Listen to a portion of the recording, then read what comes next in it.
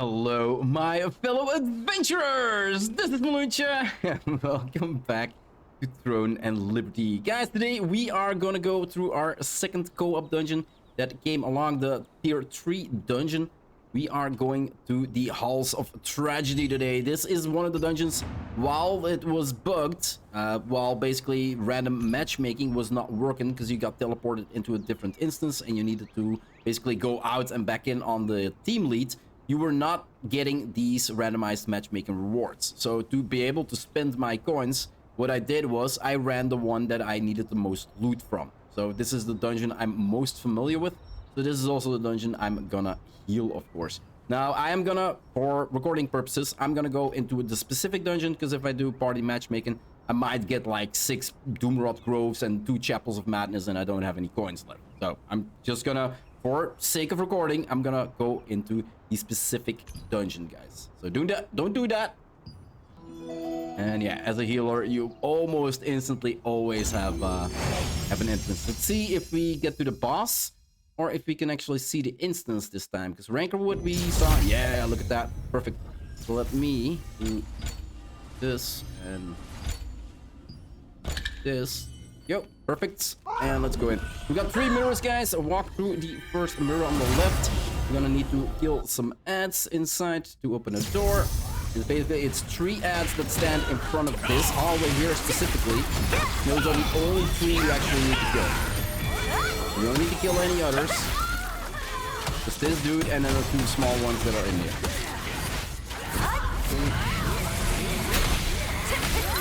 Everybody up. Heal up. Come on, dude. Beat this Shrouded Knight. Don't beat the rest. Guys, it's Shrouded Knight.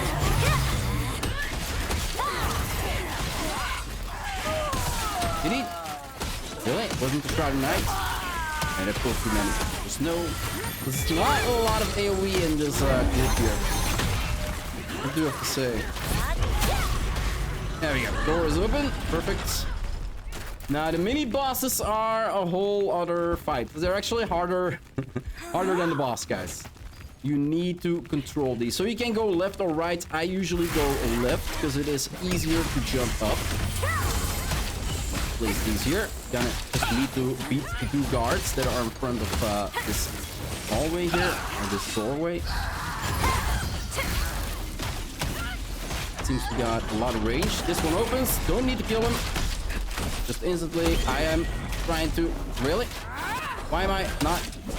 There we go. So jump up. What you want to do is you want to jump before you are at the end, guys. Because if you jump when you're at the end, it's possible you get slung by this. So what you need to do is jump here. Jump early, so you can actually jump over. Right? I was actually a little late. You want to stun this boss 24/7, guys. Like 24/7, you want to have her under control. Because it is pretty annoying. She pulled Anya, and Anya is going to take a lot of damage right now in the second round. Really? Yeah, who got pulled? Who got pulled?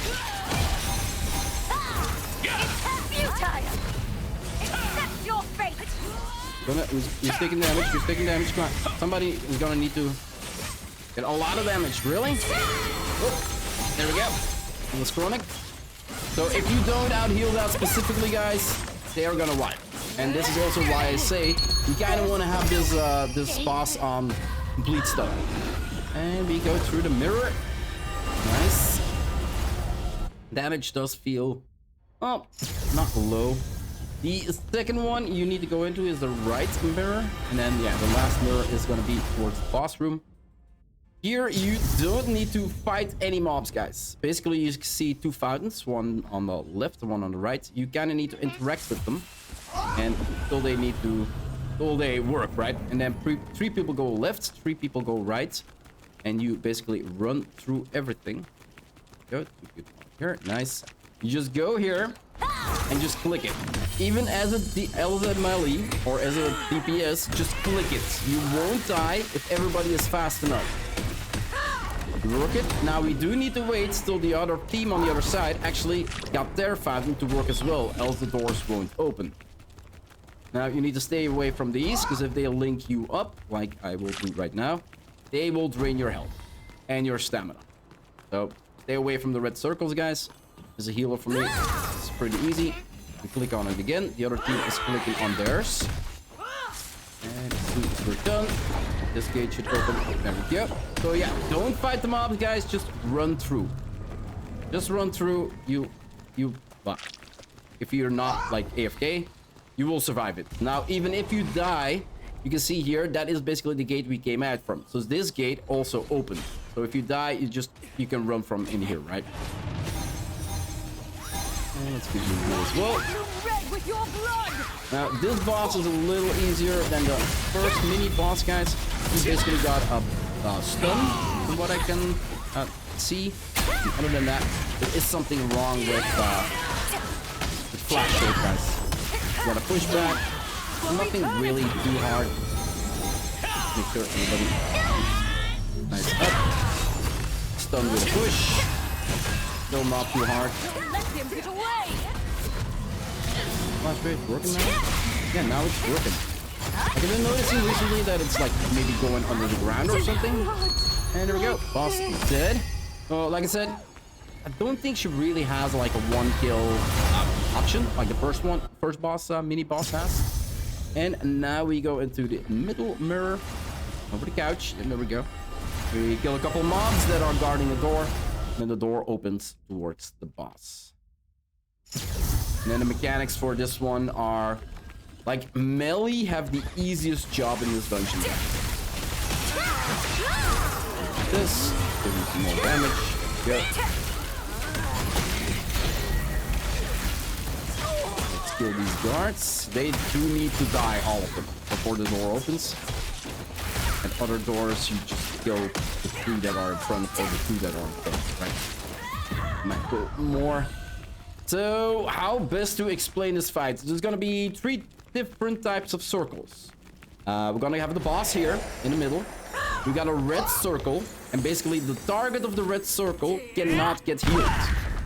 Other people need to stand in that red circle so you can heal the other person, the other people. Let's reset this. So the healer is basically always healing the ranged party. We got a couple pushes here.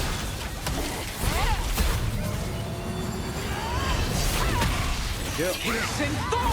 The piercing thorns. Now somebody's gonna get a red circle. That person needs to stand. Basically, you need to stand in the same circle. Because that person cannot get healed. But how can you heal him? Is by healing the ones that are linked to him. Right? Yep. We'll put the fountain here. Yep, nice. Now, there is a green circle on... That was not on me, that was on somebody else. I think. The green circle is basically, it holds everybody in position and you die. You stand into one. And you just get slowed. So it cannot be on the boss or it cannot be on red circle, guys. Red circle should always be on the middle. Now, if she calls for strength, everybody needs to gather. As you can see, we kind of deflected the attack back. And basically stunned her by deflecting that attack back. And in a second, she is going to be calling for... See, and now again, Flash Wave is just not working properly. Here's some thorns, so red circle on me. Perfect. And I am gonna stand where you're supposed to stand, and that is behind the boss. Yep. Block this one. Other. Yep. Come back up. Binding thorns. So red moves away from me. There we go. Perfect. Now you're supposed to do it. Yep. Oh, something wrong with cooldown. It was not 100% uptime. Block this one. Good way to get some mana. Flash wave again. Spare. So run in. She does her attack, and we all catch that attack and send it back, stunning her. And now, in a second, if we actually get her, because actually damages it pretty good. Normally we get a purple circle, so over halfway health, we are getting a purple circle. Now there is a little bit difference. Can I see? Yeah, purple circle. So now you need to look if you have a purple dot above you. You need to stand in the circle. If you don't have a purple dot, you will die if you stand in that circle, guys. And that is basically the entire fight. So you can see the ground here. Basically, we got a middle circle. That's where the boss is. The boss always needs to look towards the throne. because the boss does like an AoE swing where you need to dodge roll through it. Not sure what, Fury attack, I think, or Wrath attack, one of the two.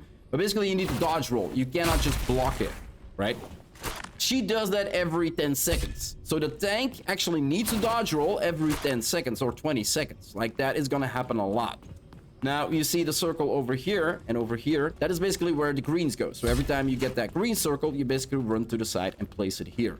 Red circle always needs to stay here. Purple circle always needs to stay here.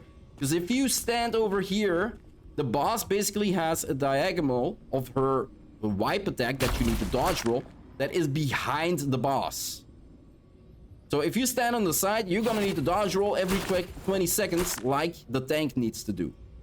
So you definitely want to make sure that you're always behind the boss. Always. And that's for every boss, guys. Every boss that you ever do, you always, as a DPS and as a healer, you always want to stand at the back of the boss. Because the boss always has AoE attacks that go forward in front of her or him.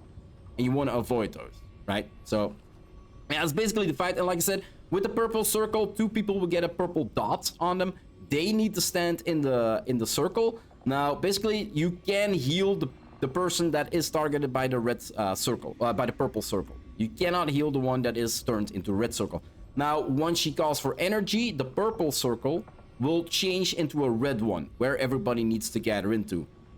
I've seen a couple fights where people are a little bit too anxious and they actually run into the purple circle before it changed, because they're like, oh, the energy is gone, we need to get her, we need to get her. They get into the purple circle and they all wipe themselves, because you cannot out-heal the damage that it does from standing in the purple circle without a dot.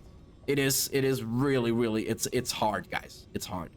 So yeah, that's basically the entire fight, the boss fight, guys. One of the easiest fights, I do believe, from what I can read and from what I experienced so far. It might actually be pretty easy for me, because, well, like I said, I've run this dungeon now like at least 30 times. Because we couldn't pick and I need the most amount of rewards. Talking about rewards, let's go check what we've got in here, guys. The Dusk Grim Chaser, this is already a morph that I do have. We got Adventure Coin Loyalty, 3. Again, 1800 Abyssal Coin Currency. We got 100,000 Weapon Mastery Seals. We got Oblivion Wrath Gauntlet, so that is the max health and the heavy attack chance by health. We get Voidstalker Care, so that is going to be the vampire set, as I call it. Transcendent Tempest Touch, critical hit, critical damage, a little critical damage, so the range one. So it basically has the same sets that the Rancor Wood has. But this time it's all hands. Okay, that's interesting. And then we got the cooldown speed set that is in here as well. We got Royal Spineflower Drapes. We got the Opulent Noble's Mantle, the cooldown speed one. So definitely need this one for my cooldown speed set. Death Knell Gorget, attack speed, dexterity, ranged evasion, max evasion.